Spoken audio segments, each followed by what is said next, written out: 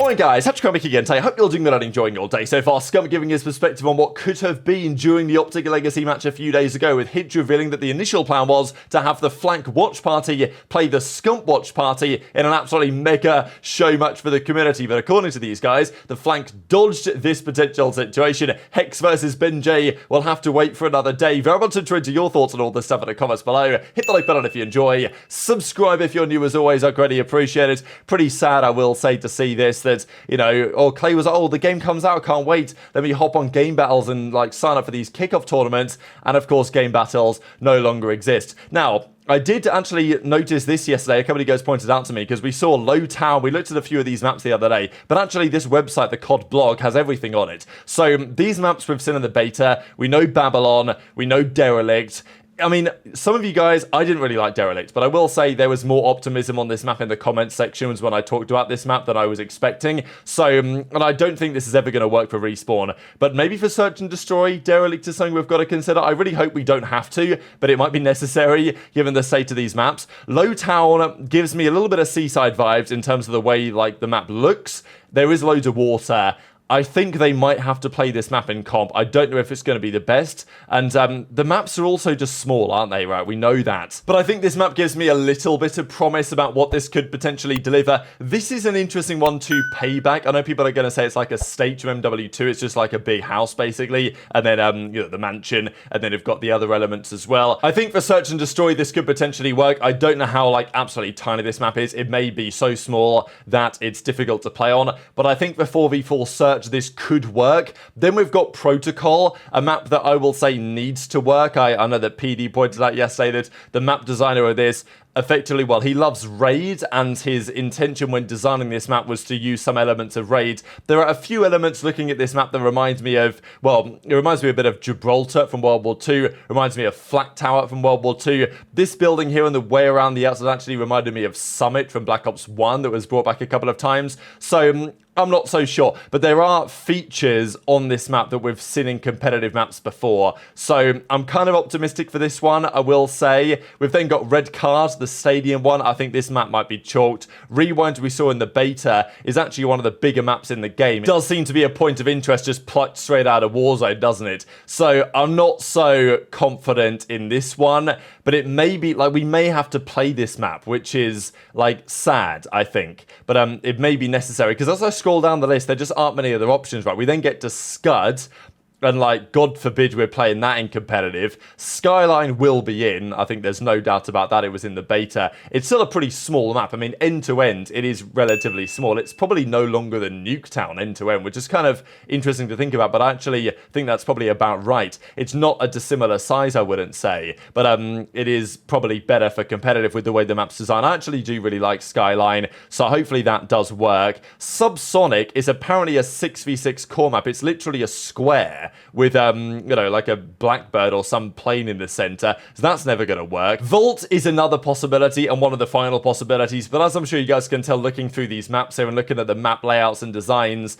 there's not that many out there that look especially good. Like, I look at these maps and I say, well, you know, Rio from last year, Vista from last year, obviously Six Star from last year. Those were well-designed competitive maps by Sledgehammer. I don't know if Treyarch are cooking up the same goods. They might be cooking up something in terms of additional DLC maps down the line. We believe that Hacienda might be coming back at some point, maybe other maps as well, but we, I think, need them ASAP. Vault, though, gives me a bit of optimism. Seems like relatively 3-lane and relatively symmetrical, which is good enough for me, I think, with the way things stand. Vorkuta, I think I did show you guys the other day, but this is just a massive open snow map with no lanes, so that's probably chalked. And then you get to the strike maps. So, and these maps, I mean, they're symmetrical, but they're just tiny, aren't they, right? So it's, the funny thing is, that Trey was saying it yesterday on the show, if you took these maps and made them slightly larger, they actually might work for comp, but unfortunately they're just tiny. So Gala, Pit, Stakeout, Warhead, and that's it. Those are your maps, guys. So yeah, Vault, I think, will be in. I think Skyline will be in. I think that's 2. I'm going to say, well, I mean, it gets a little bit dodgy after that. I think Protocol will probably be in, make it 3. And then, bloody hell, it really is a bit of a stretch, isn't it, to find anything good? So, yeah, I'm optimistic. Well, I'm less optimistic than I was before I looked through these maps, I will say. I always try and maintain some optimism, but I'm not so convinced. They also did mention Nuketown. Not like Nuketown's coming back. Well, it is, but not to competitive, you know what I mean? And they actually say that Nuketown is coming back exactly how it was in Black Ops 1, which does make me kind of excited, because the original Nuketown was, in my opinion, the best. The funny thing about Black Ops 1 was that there was no nade timer going off delay as there was in Black Ops 2. So you guys in Black Ops 2, if you guys spawned in and launched a nade, it wouldn't explode. There was like a timer before the nades became active. Black Ops 1, that didn't exist. So you'd spawn in, run forwards, launch a Semtex over the bus, and like guarantee early first bloods, because there was no kind of delay on that. But this to me was the Nuketown. It was the best version of Nuketown, and they're going to bring it back, it seems, just as it was in Black Ops 1 with a remaster. So that's kind of exciting. Not especially relevant though for competitive play. There was also this tomorrow, Monday the 21st. As of recording, this has not yet been confirmed what this may or may not be, but well, Spinner Spence says, working with the league, looking for some CDL pros to take part in a tournament Monday 21st on Modern Warfare 3, dollar on the line, and bon voyage to the old title. So he tweeted this a few days ago now. As I say, I'm not exactly sure what this is or what this kind of maintains, and we'll talk about it tomorrow, assuming this tournament is actually going to be happening. If you're a CDL pro, how much cash would it take you to go back and play MW3, I guess is the question, right? Because it's a game that many will have put down, don't want to play anymore, and fair enough, I get it. Usually after champs, certainly this year after EWC, no one wants to play that game any longer than they have to, apart from some pros that actually went and played ranked again, and fair play, I couldn't muster the courage to do that. But, you know, how much money would need to be on the line to convince some pros to come back and play? Wonder how many pros, if any, reached out to Spence and tried to make something like this happen. And tweet your thoughts in the comment section below. Gunless as well, I thought was, yeah, big tweet out of Gunless yesterday. We know that he's going to have a roster in challenges going into the upcoming year, trying to get back into the CDL again. He actually said this: people seem to think this is not personal, yet you're trapped down here in the pit with me. This isn't business anymore. I'm coming to destroy every single one of you. So yeah, Gunless out of control. He's definitely looking to turn the switch on this season. But we've got to talk about this OpTic Legacy match drama, right? So we know that Scump had the all-time greatest lion man card ever, right? Absolutely putting down the OpTic Texas boys. The initial plan was to have OpTic Texas play OpTic Legacy as an OpTic Dynasty on Black Ops 1. That was the initial game they were talking about. And that would have been so good to watch. Oh my god. And look, I don't know what that would have looked like. I'm sure that the Dynasty boys would have been favourites. I mean, absolutely. If they were on BO2, they would have been on BO1. It might not have been quite as bad, because from like a competitive perspective, Kremp, obviously, like formal, neither of those played in Black Ops 1. Scump did though, and he was rather good at it, as you guys may be aware. The other option was to have them play on Black Ops 4, which I think would be more competitive. One of the jetpack games also would be interesting as well. I know there was some talk about the fact that they don't really want to play Advanced Warfare of the jetpack games, because Advanced Warfare isn't the same game that it was when it came out. It is, but the meta has changed. I don't know if you guys are aware of this, but after the year ended, they nerfed the ASM-1 and the BAL. So the two weapons that were the dominant force in the CDL or the CW, and it wasn't even the CW, it was just competitive COD at that point. There was no technical league. It was MLG events and like UMGs and stuff like that were still happening at the time. But and so many events happened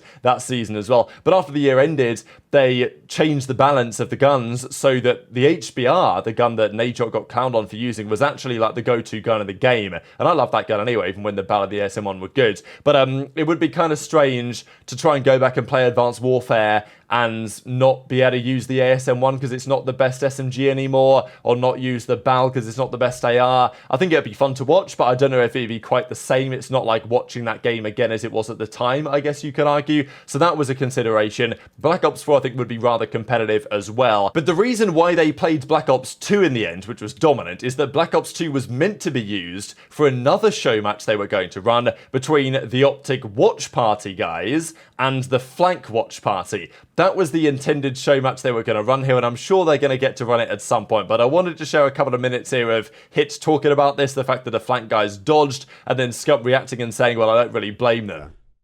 But yeah, the event was dope. Besides the respawns, the searches were fun too. If literally it was just search, the respawns. If it was just search, it would have been kind of But then you could only do best of 5. And yeah, I don't know. I feel like in a match like that, you gotta like you gotta play variant. Yeah. Like it's for sure. Yeah, it's a for sure. match. Yeah. Well, how the event was like originally pitched, it was supposed to be a flank versus the watch party, or flank versus the Scump watch party show match, and then after that it was going to be Dynasty versus Texas. And so if that happened, it would have been flank versus show match. So we see the flank Black get turned Ops on 2. first. Damn. next So we day. would have got a warm up.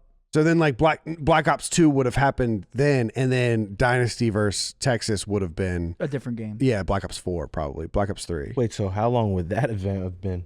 It would have been the same. Oh. We just would have gotten rid of like the press conference and all that. I shit. like the 1v1. Yeah.